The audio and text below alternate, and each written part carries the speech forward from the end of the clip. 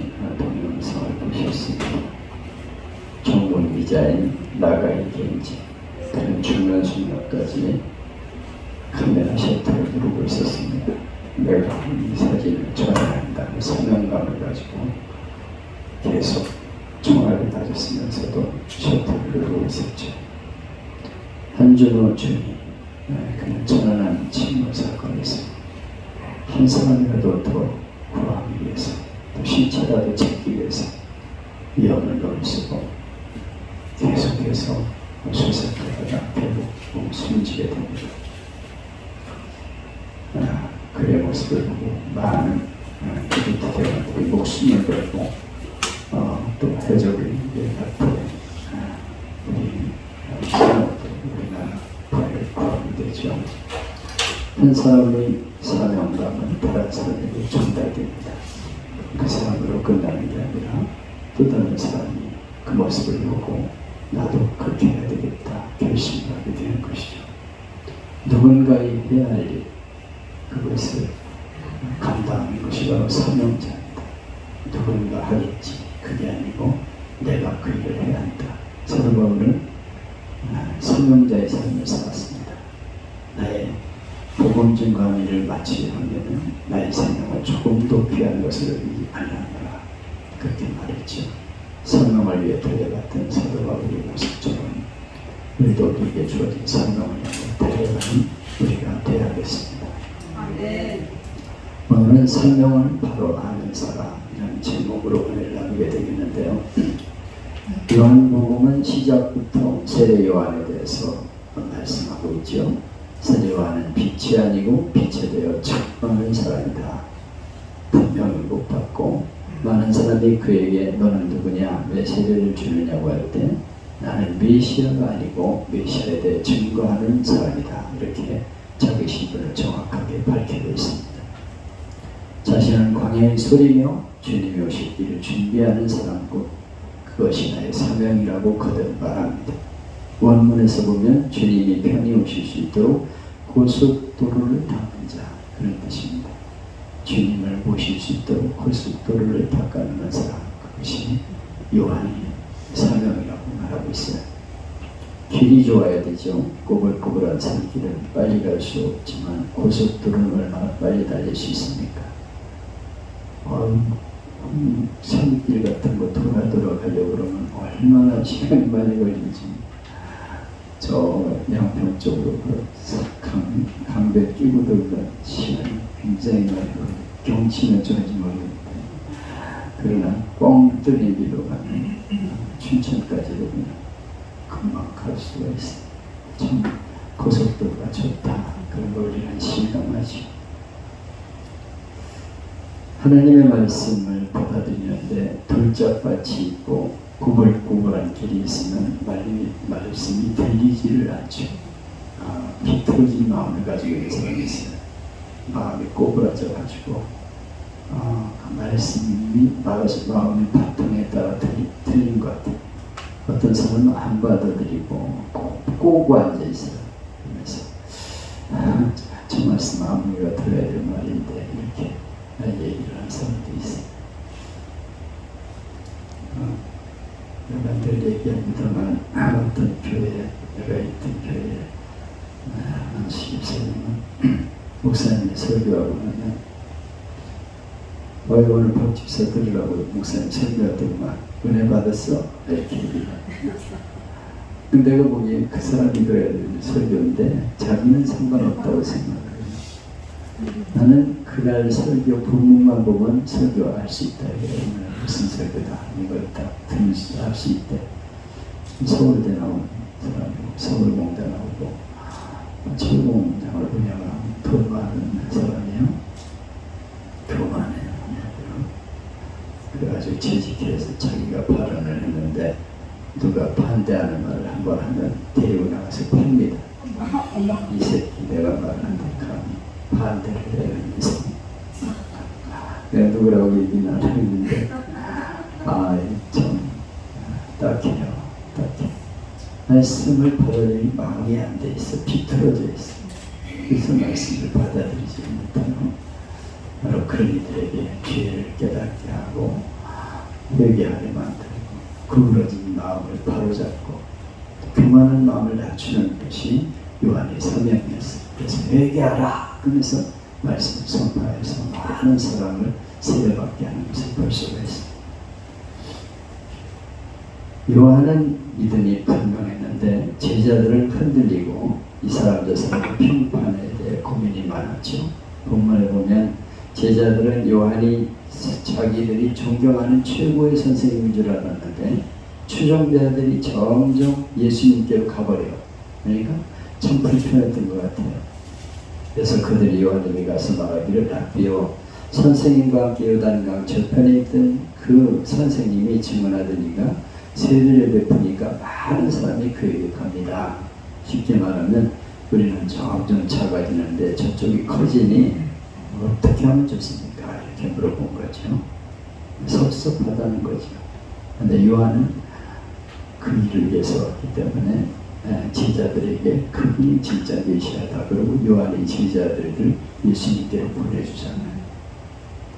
야고보 요한이죠. 그래서 예수님께로 보내주는 것을 보게 됩니다. 요한은 끝까지 자기 위치를 지킵니다. 27절로 30절에 보면 요한이 대답하기때 만일 하늘에서 주신 바가 아니면 사람이 아무것도 받을 수 없느니라. 하나님이 다 주셔서 그 일을 하는 것이다. 내가 말하는 바 나는 그리스도가 아니고 그의 앞에 보내심을 받은 자라고 하는 것을 증언할 자는 너희다. 내가 너희들에게 말했지 않냐? 그걸 들은 사람에게 말해줘야 한다. 그래서 그분을 드러날 수 있게 해야 된다. 그렇게 말합니다. 친구를 취하는 자는 신랑이지만 서서 신랑의 음성을 듣는 친구가 크게 기뻐하나니 나는 이러한 기쁨으로 충만하노라. 신랑이 물론 기쁘지만은 둘러리도 기쁘다. 함께 신랑 주위에 서 있는 친구들도 함께 기쁘다. 나는 둘러리로서 만족한다. 위대한 신랑의 옆에 있다는 게 너무 자랑스럽고 만족스럽다. 기쁘다. 이렇게 말하고 있어요. 그러면서 그는 흥하여야겠고 나는 쇠하여 하리라. 그분은 흥되고 점점 잘되고 나는 점점 약해지는 게 하나님의 뜻이다. 이렇게 말합니다. 여기 요한의 기쁨을 몇 가지로 정리해보면 첫째로 자기의 살 목적을 알았기 때문에 그는 기뻐하고 있어요. 자기가 왜 세상에 태어났는가 생의 목적을 알고 있는 사람은 기뻐 오늘 살아가는 게. 그러나 목적 없이 사는 사람은 불행합니다. 가끔 중년의 사람들 중에 내가 왜 사는지 모르겠다고 허무감에 빠지는 사람이 있어요. 그동안 애들 키우고 남편 뒷바라지에 정신이 없는데 이제 애들 다 크고 나니까 허무하다는 거예요. 이제 애들도 다 커가지고 나 할 일이 별로 없다. 허무하다. 나는 무엇 때문에 공부를 했고 왜 사는지 모르겠다. 이런 말을 하고 있어요. 아니 그게 자기의 사명이었다니까. 그걸로 기뻐하고 만족해야지 뭘 그걸 가지고 허무하다는 말을 하고 있습니다. 세상에서 가장 큰 문제는 허무주의에 빠지는 거예요. 내가 왜 세상에 존재해야 되느냐, 왜 사는지 모르겠다. 이 허무주의가 문제입니다. 사람에게는 생일이 두 번 있다고 합니다. 하나는 어머니 뱃속에서 태어나는 생일, 또 하나는 내가 왜 세상에 태어나는가 생의 목적을 아는 날. 내가 왜 세상에 태어났는지 목적을 아는 날이 두 번째 생일이다. 고헬리의 말처럼 길가의 죄악들도 필요 없이 뒹구는 건 없다. 다 죄악들도 필요해서 하나님이 구세를 둔 거라는 거예요. 필요 없이 뒹구는 건 없다. 그렇게 말하고 있습니다. 사람들이 깨닫지 못하는 것뿐 모든 것이 목적으로 존재하는 것입니다. 그러므로 목적을 모른다면 비참하고 불행하고 내가 어떤 존재인가를 알 때 행복하게 되는 것입니다. 요한은 예수님을 증거하기 위해서 주의 길을 곧게 하기 위해서 살아간다. 자기 위치를 깨달았기 때문에 기쁨이 충만해요. 여러분은 사는 목적이 뭡니까? 돈 벌어가지고 먹고 사는 게 그게 목적입니까? 내가 살아가는 목적이 분명해요. 왜 사는가? 그걸 위해서 살아가는 거죠. 둘째는 목적이 변함이 없는 데서 오는 기쁨. 사람이 가진 상당 부분의 고민은 변덕 때문이에요. 변덕. 마음이 변하는 거예요. 처음에는 안 그랬는데 마음이 변해. 그래서 그때는 기뻤는데 지금은 슬퍼. 마음이 흔들려서 이랬다 저랬다 불안하죠. 주변에 보면 결혼하고 몇 년이 지났는데도 아직까지 내가 이 사람하고 사는 게 맞나, 그리고 이 사람 저 사람 기웃거리는 사람이 있어. 불안한 사람이지. 그 사람하고 결혼하는 게 맞다니까. 그런데 만족을 모르고 내가 진짜 맞는 거야 듣는 거야 그러고 있어. 이 요한은 변덕이 없었어요. 제사장이나 바리새인들이 뭐라고 말하든지 제자들이 부자지라든지 아랑곳 없어요. 내가 그리스도가 아니다. 내가 누구를 위해 태어났고 뭘 해야 되는지를 알고 있다. 너희도 그걸 증거하라. 이렇게 말하고 있습니다. 변함없는 초심이 바뀌지 말입니다. 어떤 이들은 그리고 처음에 열심히 해 그러다가 조금 신앙 시간이 좀 변집니다.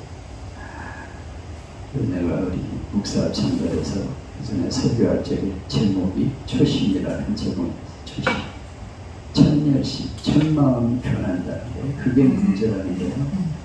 목사 안수를 받을 적에 주여 주님을 위해 목숨까지 드리겠나이다 그러다가 그 다음에 점점 마음이 그래져가지고 내가 이거 해야 되는 거야 말아야 되는 거야 그리고 또 목적을 잃어버리고 복음 전하는데 관심이 없고 잘 먹고 잘 살고 배워가는 거 이런 거에 빠져있는 사람들이 있어요. 초심을 잃지 않는 거, 변함이 없는 거, 그때 기쁠 수 있어요. 항상 기쁜 거예요. 내가 그 목적을 위해 산다는 것이. 셋째로 요한은 자기 위치를 알고 있었어요. 하늘로부터 받은 바가 아니면 아무것도 할 수 없느니라. 하나님이 다 내려주셔서 그 일을 하는 거예요.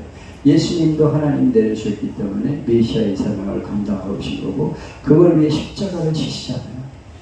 자기는 예수님을 증거하러 왔기 때문에 그 일을 위해 살다가 가야 되는 것이죠. 자기 위치를 아는 사람은 행복합니다. 하늘부터 받은 바가 있습니다. 세계적인 물리학자 아인슈타인은 고등학교 시절에 여러 번 납제를 했대요. 납제생. 담임 선생님의 글을 통하기를 이 아이는 무엇을 해도 성공할 가능성이 없다. 엉뚱하지만 하고 앉아있어. 수업하는데 다른 데 쳐다보고 앉아있고 딴 책 보고 앉아있고 그러면 얼마나 한심하겠어. 이놈은 독서에 틀렸다 이렇게 생각을 했어요. 그때 어머니가 그 말을 듣고 아들을 위로하면서 말합니다. 내가 남과 같아지려면 성공할 수 없다. 그러나 남과 다르게 한다면 너는 크게 될 수 있어. 너는 남과 달라. 내가 보기에 너는 훌륭한 사람이 될 수 있어. 너는 다른 사람과 틀린 사람이야. 이렇게 그에게 용기를 줍니다. 그래서 그가 아인슈타인으로서 성공할 수 있게 된 것이죠. 동생에게 형 닮으라고 하면 안 되죠. 형에게 동생 닮으라고 해도 안 됩니다. 형은 형대로 동생은 동생대로 각자 길이 있는 것이죠. 성공이 따로 없습니다. 장사할 사람은 장사하면 되고 학자할 사람은 학자하고 자기 있어야 할 곳에 열심히 일하는 것이 성공입니다. 문제는 내가 어느 자리에서 무엇을 해야 하는가를 모르고 헤매다니는 것. 이걸 해야 될까 저걸 해야 될까 그러고 있습니다.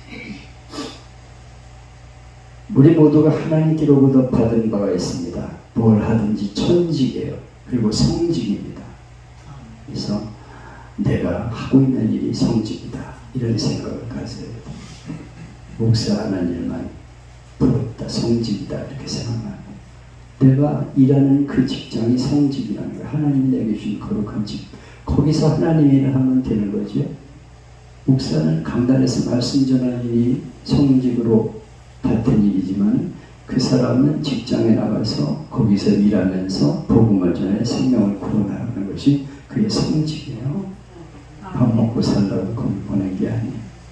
하나님이 나를 그 직장에 보내가지고 하나님 말씀을 어떻게든 전해서 생명을 구원하는 일이 우리가 해야 될 일 아니에요. 그게 성직입니다. 성직. 장사할 사람 장사하면 되는 거고 직장 갈 사람 직장 열심히 하면 되는 거예요. 하나님께로부터 받았다. 이걸 소중히 여겨야 됩니다. 근데 어리석은 사람은 자기 받은 건 시시하고 다른 사람 받은 것만 좋게 보여. 그래서 자꾸 옆을 기웃거리다가 세월 보내고 후회하는 거죠. 일할까 저 일할까 맨날 왔다 갔다 하다가 세월을 보내. 다른 사람에 있는 거 쳐다보지 말고 내게 있는 거, 그게 중요합니다. 하나님이 내게 주신 것이다. 그거 붙잡고 달려가는 거죠. 요한도 자기 직책이 따로 있다는 거예요. 나는 그리스도가 아니라는 거예요. 나는 그분의 신들매 풀기도 감당할 수 없다. 그는 선지자고 나는 그의 종이다. 이렇게 말하고 있습니다. 분명하게 자기 하는 일을 알고 그 일을 찾아서 살아갈 때 행복한 것입니다. 하나님께로부터 받은 바가 있으므로 나는 흔들리지 않는다. 이런 믿음으로 살아갈 수 있기를 바랍니다. 아멘. 넷째로 요한은 전혀 보상을 바라는 마음이 없었어요. 그가 할 일은 그냥 주님을 위해 일하는 것뿐이에요. 만일 조금이라도 주어질 보상을 생각했으면 지치고 피곤했을 겁니다. 그는 아무것도 바라지 않았기 때문에 나는 쇠하여질 것이다. 그리고 그분이 흥할 수만 있다면 어떻게든지 나는 그 일을 해야 한다 하는 사명감을 가지고 살았어요. 그게 바로 사랑이죠. 우리가 사랑하는 분이 있으면 그분을 위해 희생할 수 있는 것이 바로 사랑자입니다. 그리스도인들은 그리스도를 영화롭게 하는 것이 우리의 사명이에요. 직장에서도 그리스도를 영화롭게 주님의 이름을 높이고 그분을 전하고 그분을 증거하는 것이 우리의 사명입니다. 아멘. 보상을 바라는 건 아니에요. 여러분이 이거 전도하면 하늘나라 상급을 얼마나 받을까 계산하고 따지지 말고 묻지도 말고 따지지도 말고 그냥 사명에 충실하면 되는 거예요. 아멘. 그러면 오늘도 욕을 당하고 죽어도 상관없다. 이런 생각을 갖고 살게 되는 거죠. 다섯째로 요한은 희생 자체를 기쁨으로 받아들입니다. 그는 흥하여야겠고 나는 쇠하여야 하리라. 요한은 주님을 위해 봉사하는 것이 너무 감사하다.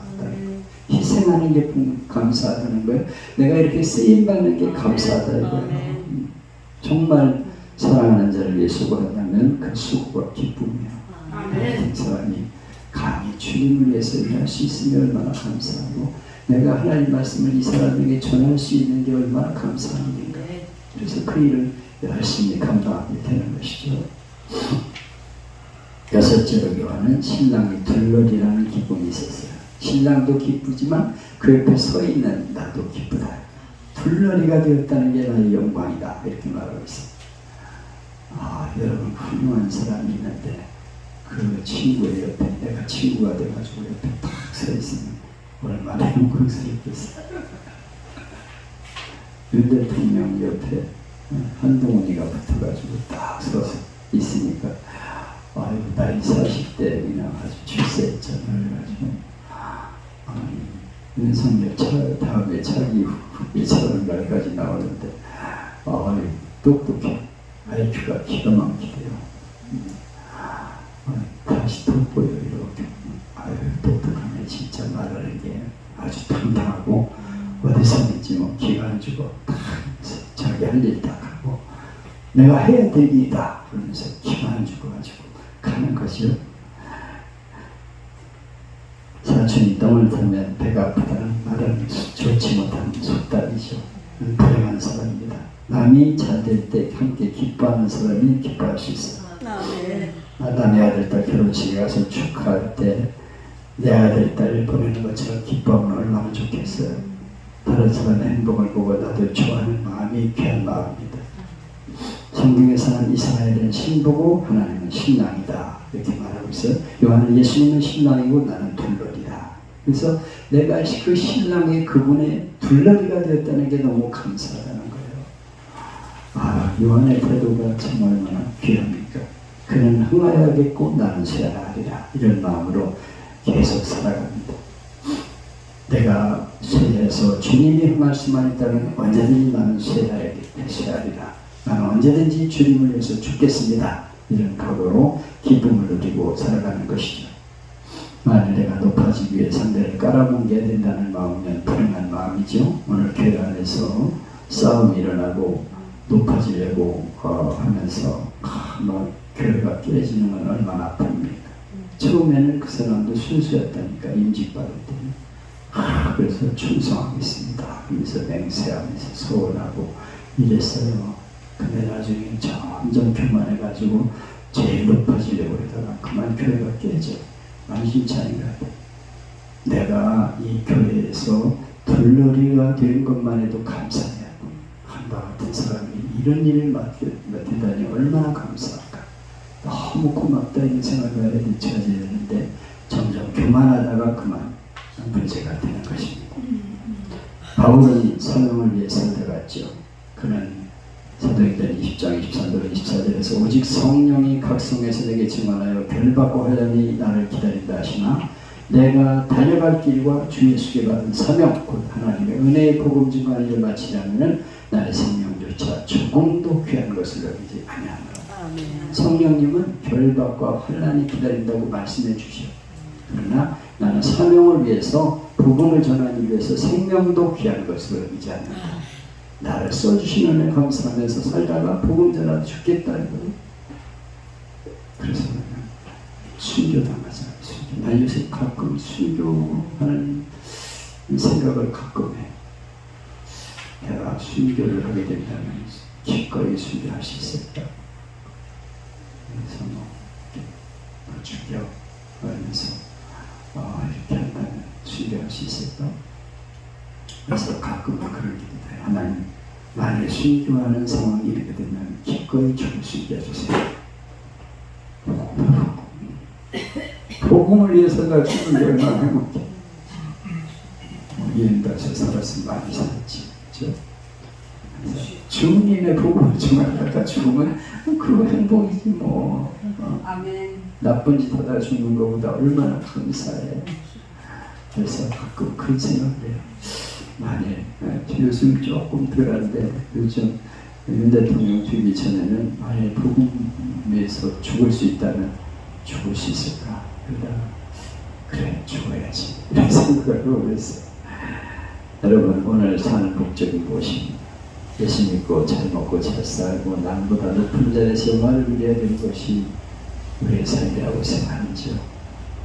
교회 나와 직분 맡은 이유가 남보다 만사형통하고 평안하고 영광을 누리며 사는 것이 여러분의 목적입니까? 그렇기 때문에 조그만 일에 불평하고 낙심하고 좌절.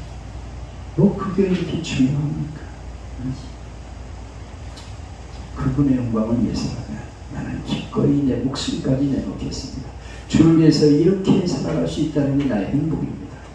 이렇게 말하고 열심히 주의 복음을 전하다 주님 부르신 날 기쁨이 어떤 상황이 되든지 순교하면 순교하는 거고 벌써 복음을 전하다가 핍박도 받고 어려움도 당하면서 주님 부르시는 날 주님 앞에 이르는 우리 모두가 될 수 있기를 주님의 이름으로 축복합니다. 아멘. 사명